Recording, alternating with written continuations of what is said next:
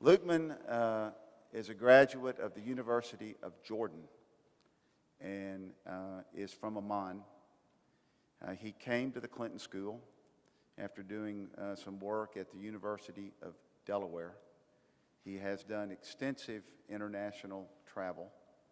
He is fluent in 4 languages and learning a 5th, Japanese. He has been accepted to the Bowen Law School, where he will be one of our students pursuing the joint JD MPS degree. This summer, he will work at the Clinton Global Initiative in New York.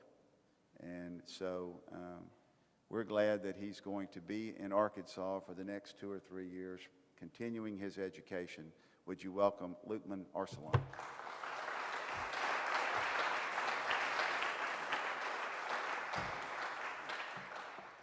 Thank you, Dean Rutherford. Good morning, everyone, and welcome to the Clinton School Public Service Speaker Series.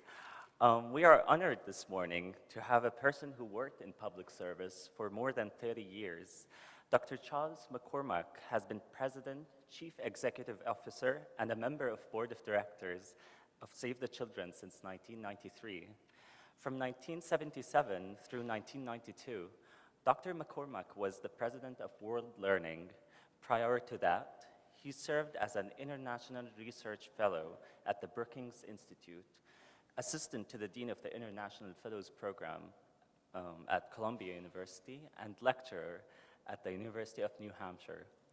Dr. MacCormick serves as Board of Chair of Interaction and has served on their executive committee. He has served on the Food Security Advisory Committee, Council on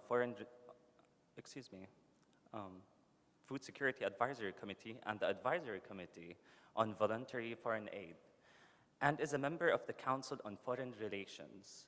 He was selected by the United Nations Secretary General to participate in the founding of the United Nations University, which is headquartered in Tokyo. Dr. MacCormick received his PhD and master's from Columbia University.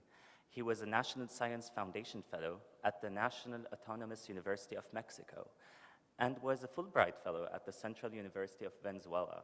He received his BA from Middlebury College.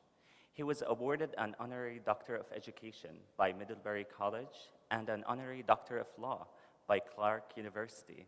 He was also made a member of the Grand Cordon of the Order of Al-Istiqlal by the former king of my country, King Hussein.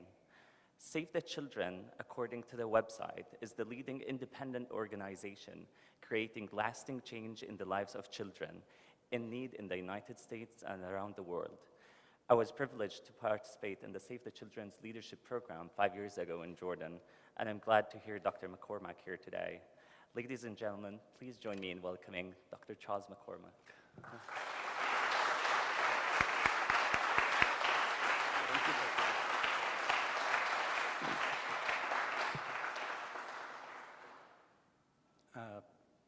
Skip, thanks so much for the invitation.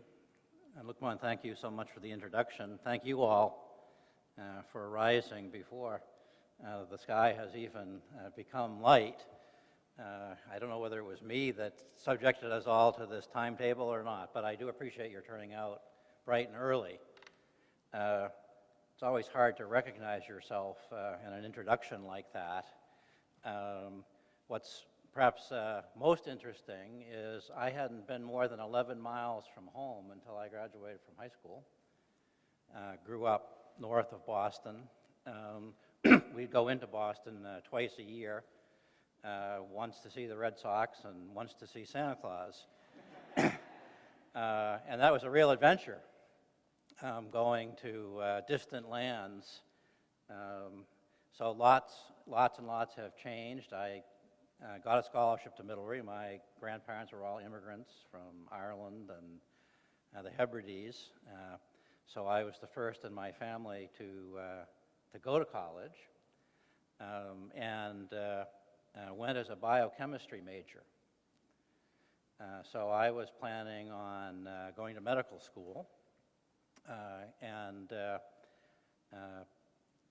went through my senior year majoring in biochemistry and taking physics and organic chemistry and math and so on and so forth. But analogous to the Clinton School at Middlebury, we had a visiting faculty program. And my junior year, the visiting faculty member was a person named Eduardo Mondlane.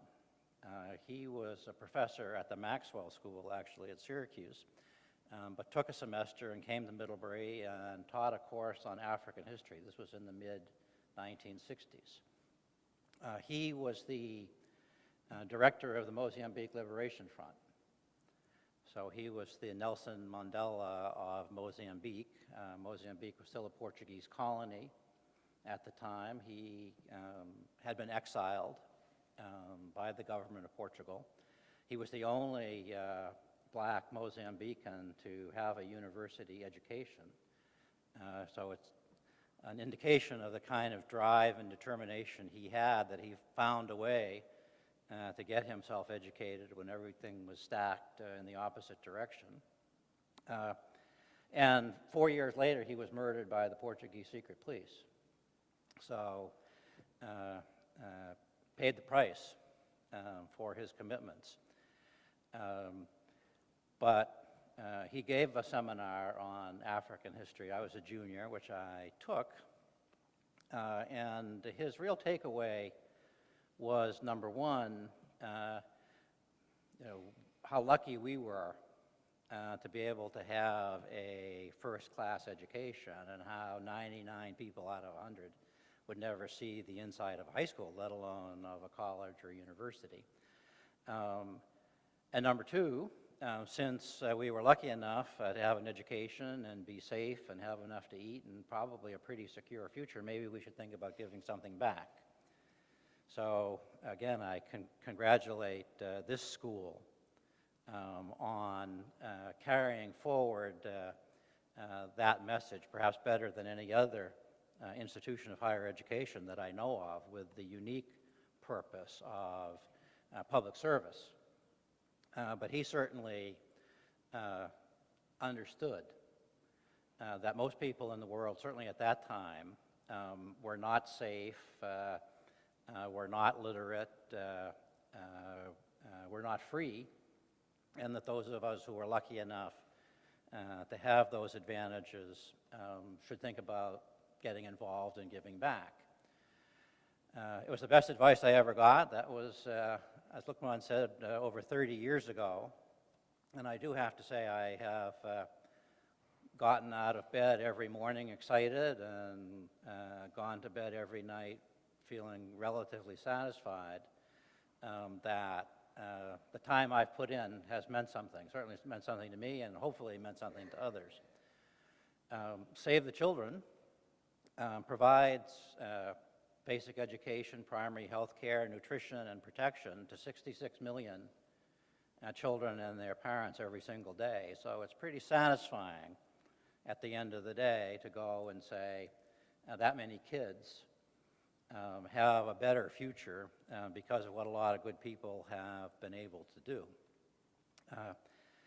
So instead of going on to medical school, I did, as Lukman said, go to Columbia University and got a PhD in international economics and international relations, and then spent a year in Venezuela teaching at the National University there, and another year in Mexico teaching at the National University of Mexico, and came back and began working at the School for International Training, World Learning, Save the Children, etc. So it's been a very, very rewarding opportunity. And again, I certainly have thanked Eduardo Mondlane for his words of advice on a pretty regular basis. His wife and family are still alive in Mozambique, and Save the Children has programs in Mozambique, so I've been lucky enough to be able to visit them maybe 4 or 5 times over the past 10 or 15 years, and to see actually the progress that Mozambique has made in the last 10 or 15 years. Back in the mid-'60s, when I was making my higher educational choices, we were in the midst of the war in Vietnam.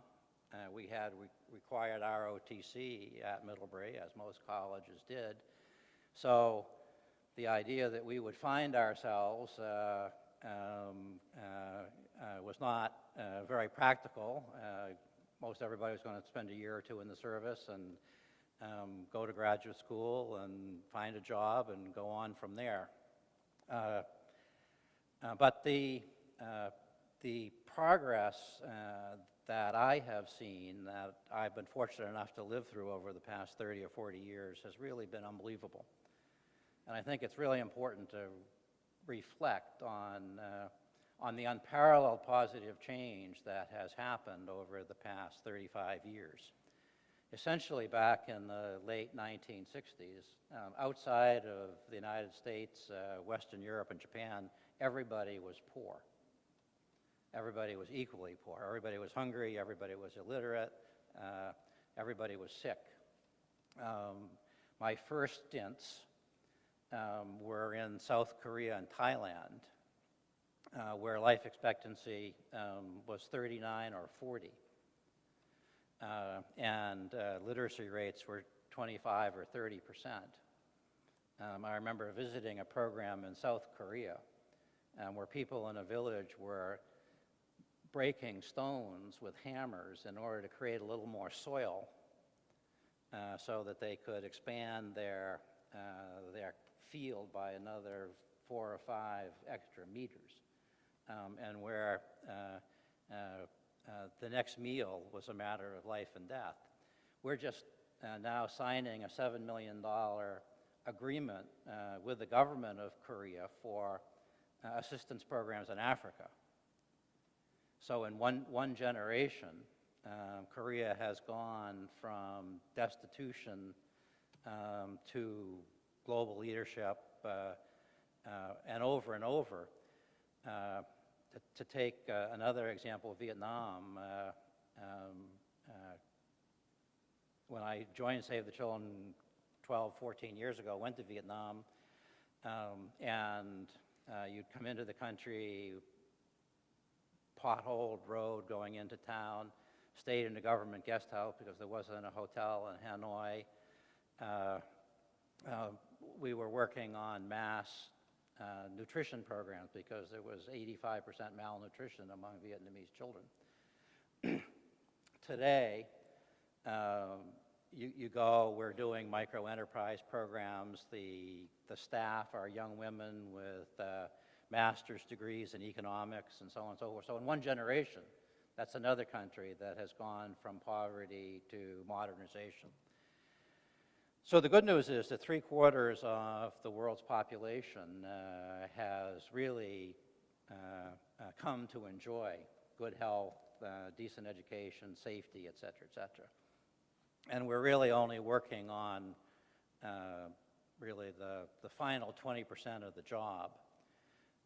And definitely the knowledge is there and the tools are there. And for those of you who are students, I do think you will see in your lifetime the end of absolute poverty in the world, meaning having a 40-year life expectancy, being sick every day of your life, never knowing how to read or write, and not having enough to eat. That is just essentially going to be eradicated, as it has been eradicated for 80% of the world's population. So in terms of the tools of basic health and education and so on and so forth, they are certainly available. I also think it will happen, as it has happened, through what you might call public-private partnerships, but cooperation between people and non-governmental organizations, civil society, and governments. This past year, in terms of international assistance at least, was a very interesting year because it was the first time since anyone has tracked it that more development assistance came from private sources than from governments. And something like $84 billion of development assistance was allocated through NGOs, foundations, universities, and corporations, not in terms of foreign investment, not in terms of remittances, but in terms of actual investment in education, health, nutrition, productivity. So there's no doubt that global change is more and more driven by partnerships between the private sector and governments. Now, cooperation may be a more highfalutin word than what the process really deserves, because the process remains pretty uncoordinated. And I think the great challenge in the next 10 or 15 years for non-governmental organizations and government is to work out better mechanisms of cooperation. When you're talking about $85 billion of private money for development, you're talking about real money, $1 billion here, $1 billion there. Pretty soon you're talking about real money. I think those of us in the non-governmental world have never thought of ourselves as having that kind of leverage and that kind of responsibility. So the next generation of challenge, in my opinion, in our field is being more strategic with one another and not simply carrying out good model programs, but moving the needle strategically on global change. And in my time at Save the Children, I've really gone from spending 90% of my time on internal Save the Children impact to 90% of my time coordinating and cooperating with other entities. The Millennium Development Goals has provided a terrific framework for many of us to work within in terms of agriculture and nutrition and hunger and education and health and so on and so forth. And so we are slowly beginning to improve our capacities to operate strategically. In any case, for those of you who are students here at the Clinton School, I really would pass on the thoughts of Eduardo Mondlane. You won't have a better life than giving back and taking the opportunity and the education and the commitment that you have been fortunate enough to have and putting it to work in behalf of future generations. And I know you'll do it, and I can pretty much guarantee you that you'll get up in the morning excited every day, even if it is 8 o'clock on a gray and rainy day. So with that, my thanks again to you for getting up early. I'd love to hear any questions or take any comments you might have. Questions, Dennis? In relationship to you talking about the massive amount of money and where all that's coming from, and looking at the geopolitical scene and the rise of China and how much more it's going to grow economically, Russia's going to grow more economically with oil revenue and everything, how is their ideology going to change this scene, improving it, making it something different? What's your opinion? Great question. And I think obviously the world has become much more interdependent. That's become a truism over these years, and we have all had to learn, I think, at the end of the day, to try to listen better to others and come up with win-win ways forward. I'm not sure we have the luxury of doing it any other way. I think that's going to be a tough challenge for us and the Chinese over the coming generation. We look at the world very differently. They obviously have much more confidence in the state to provide strategic leadership to society than we do. But I do think they want a stable future. So my own sense is that the potential is there to work out a modus vivendi between the U.S. and China. I think that the coming years are going to be rocky, probably. They may well wish they'd never gotten into these Olympics. As I do think the next 4 or 5 months, everyone who's got a grudge or a beef or a problem with the Chinese is going to use this time when the Klieg lights are on to shine a light on the many ways the Chinese do things that we don't agree with. So it'll be tough times, but my guess is we'll be able to work it out at the end. Any other questions?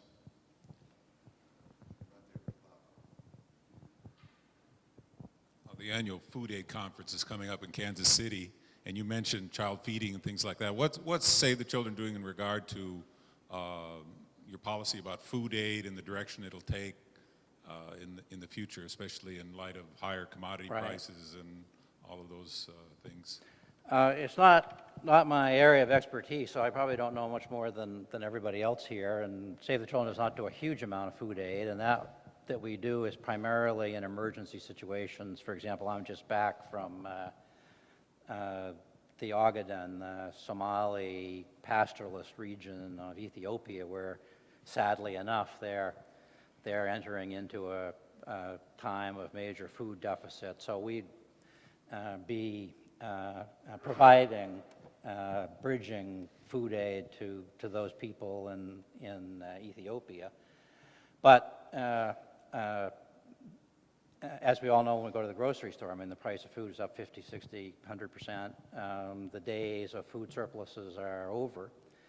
So my concern, I mean, there have been lots of arguments about whether PL 480 is displacing local farmers and so on and so forth. I think those days are over. There's just not going to be enough food to provide for people on the brink of life and death looking forward, because that food is going to be able to be sold commercially at very high prices. So already the budget allocations for food are probably buying a third the amount of food they were buying 5 years ago. So I think the problem going forward is for those people who are facing life and death food shortages, what's going to happen to them?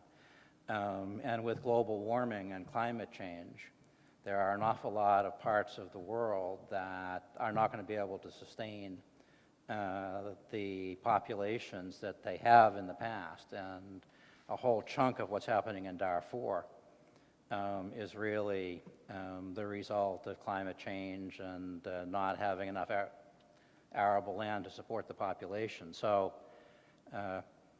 I fear we're going to see some real famines and crises because of the price of food. Other questions? Got one right here. Hi, excuse me. Hi, Mr. MacCormick. I'm a student here at the Clinton School. Thank you again for coming. You mentioned that now the majority of giving or aid is coming from the private sector. Do you think that trend is going to continue to increase? And if so, do you think it's sustainable? I do think it will increase. We're obviously all looking at some very stormy economic times in the immediate future and probably for a while to come. But having said that, the amount of wealth that's been created in the last 15 years is unparalleled. So the world is still full of multimillionaires and billionaires. And even in today's economic environment, that $110 a barrel oil is making an awful lot of people very wealthy in the Middle East and elsewhere. And some of those people are also joining in this process, so that the Emir of Dubai, for example, has now committed $850 million a year to education. So the whole landscape of international assistance is changing because the reality of where the resources are is changing. And I do think Bill and Melinda Gates and Warren Buffett have kind of created examples of what you do with your extra $40 billion that are unparalleled. There are an awful lot of other people around with an awful lot of money, even, again, with the economic difficulties. Last year, amongst the hedge fund managers, most of whom are 20 minutes from Save the Children's offices, to make the list of the top 100 hedge fund managers, you had to have made $186 million personally in 1 year. That was the cutoff. So if you made only $185 million, you weren't on the list. The point is, there's still an awful lot of money. And I do think a large number of those people are going to follow the Bill and Melinda Gates, Warren Buffett example of putting their spare change into national and global change.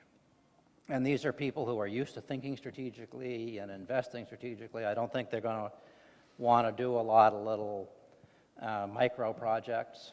They're going to be interested in strategic investments that will make a large difference both domestically and internationally. The demands for impact and measurement and accountability and strategic planning are enormous. I think it's a good thing. I think it's going to continue.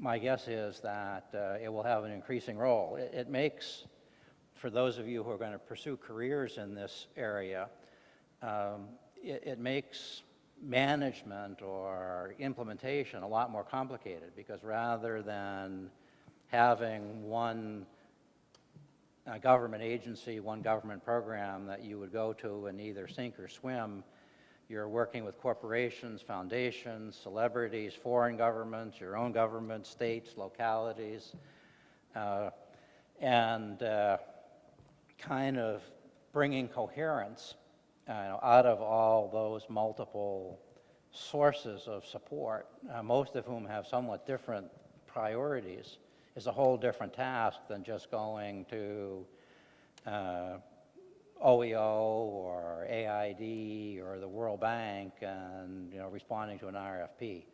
I think it's a good thing.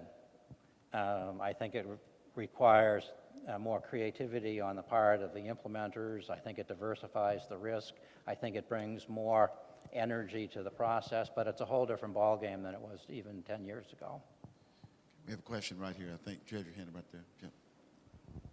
Dr. MacCormick, in light of your statement of the shortage of food that we should continue to expect for a while, how do we then buy the dream that the other 20% is going to come up in the next generation? It's always been about self-sufficiency in any case. The progress that we have seen in East Asia and much of Latin America and so on, in the end, hasn't been about the external assistance. It's been about entrepreneurship, education, self-reliance amongst the people themselves. So particularly food aid has been a bridge over troubled waters during difficult times, but not an engine of self-reliant, sustainable development. So first of all, it still, as it always has, is going to take agricultural and entrepreneurial self-reliance. It's going to take primary health care. It's going to take the delivery of basic education. It's going to take the development of universities, and that's going to have to be done locally. Got a question right at the back. Lindsay? Thank you, Mr. McCormick, for speaking with us today. My name is Lindsay, and I'm a student here. And with a growing number of children who are being directly affected by conflict in Africa as child soldiers, is there anything in particular that Save the Children is doing to try to reach those vulnerable populations and trying to reintegrate them into society or help prevent their involvement in conflict? We have a whole range of programs to protect children in armed conflict and civil strife. But all in all, the single best element of safety and protection is education and the availability of schooling. And Save the Children has actually made that one of our 4 or 5 global priorities.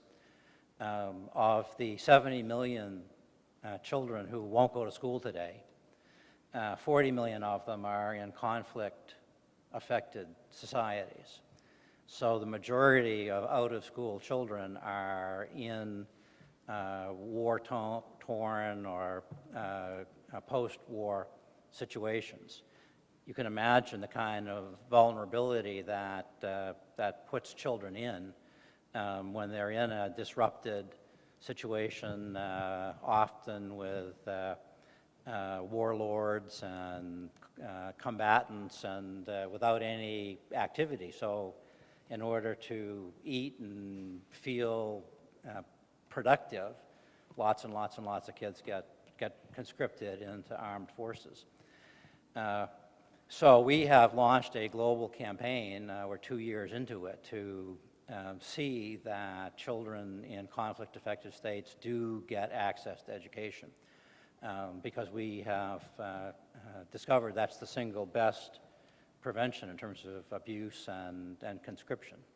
And we're having some good success. The government of the Netherlands has allocated $400 million to this cause. The British government has put $250 million into the cause. So something that was getting no attention 2 or 3 years ago is really getting some support today. I have a question right here. There's a media trend for philanthropic service with, Extreme Home Makeover and Big Give, Oprah Winfrey's new show, and things like that. And I was just wondering, do you feel like that's affecting this next generation that's watching that? And is that a trend that we can kind of try and help develop even after media has decided that this, angle is old and they're moving to a new, whatever their new angle is going to be past reality shows and TV? Certainly, using celebrities in the media is an increasingly important part of getting results. So it's impossible, I think, to really not include that in a change strategy. It's been around for a long time in some ways. Audrey Hepburn, a generation ago, brought attention to UNICEF and the needs of children. That was pretty important. And it's even more important today as people obviously spend more and more of their time engaging with media. People are, in general, very suspicious of international development organizations. Does the money really get through? Is there any impact? Does it add up to anything? How do I know whether it's really happening or not? I think people want to make a difference, but they're afraid of being ripped off. And they hear from hundreds of different organizations. How do they know who they can have confidence in, who can they not have confidence in? So if Audrey Hepburn or George Clooney today get on television and say, I was out in Chad, I saw Save the Children's programs or UNICEF's programs, there were real results being had, the people were dedicated, they were not living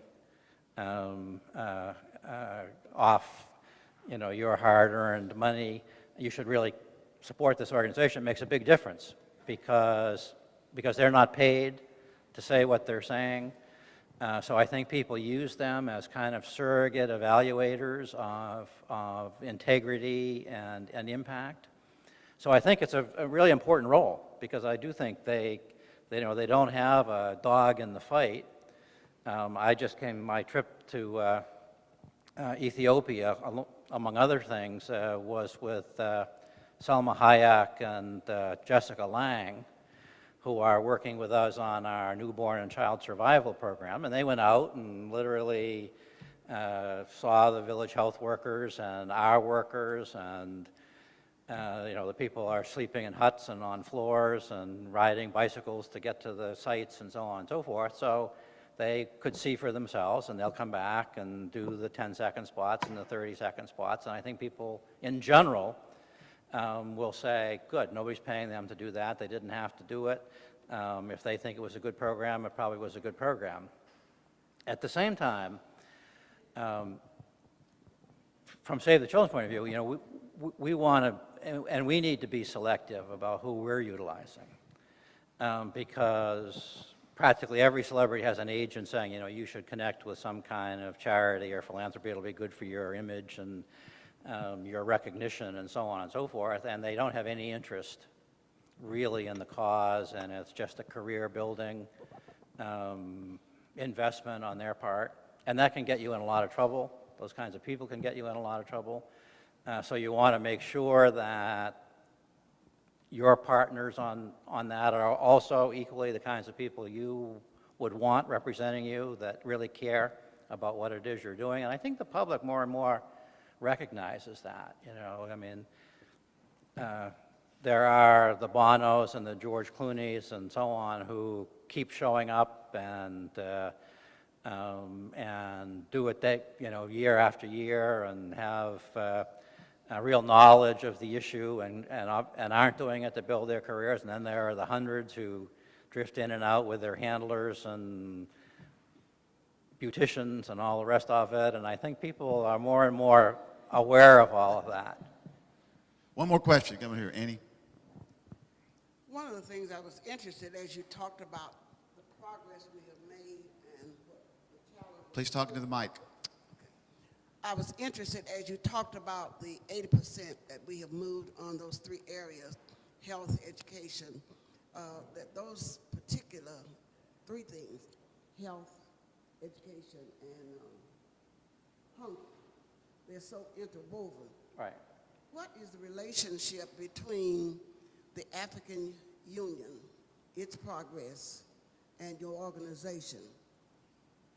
Are they, I think population-wise, they have, that continent has a lot to do with that 20% that we've got to try to overcome in spite of those environmental and all the other barriers to food supply. Do you feel that the African Union movement of trying to organize to take care of their own needs is helping you or your organization in any way? The reason I asked that question is because when I was there in Ghana and I looked at the emerging relationship between China and Africa as it relates to the Union, and the projection that they would hopefully by 2015 have the Olympics on that continent, and where the Olympics is now in China. Those are the populations that we used to think in terms of population zero to make sure that we'd have enough food for the population. What is that continent's role in that distribution of the food supplies for the future and your organization? If we didn't have the African Union, I think we'd have to invent it. It's very important that there is a forum that brings the leaders of Africa together to organize for a collective future. As you know, the colonial powers really divided the peoples of Africa very more than arbitrarily. So the language groups are all split between countries. Lots of the problems we're seeing in Africa flow from that. The ecosystems are divided. So there's no correlation between the boundaries of Africa, the state boundaries, and the economic, social ecological planning that needs to take place. And so there's no other entity but the African Union that's in a real position to do that. Obviously, it's going to take some time. It's not there yet, but as I say, if we didn't have it, we'd be figuring out how to create it. The food security situation in Africa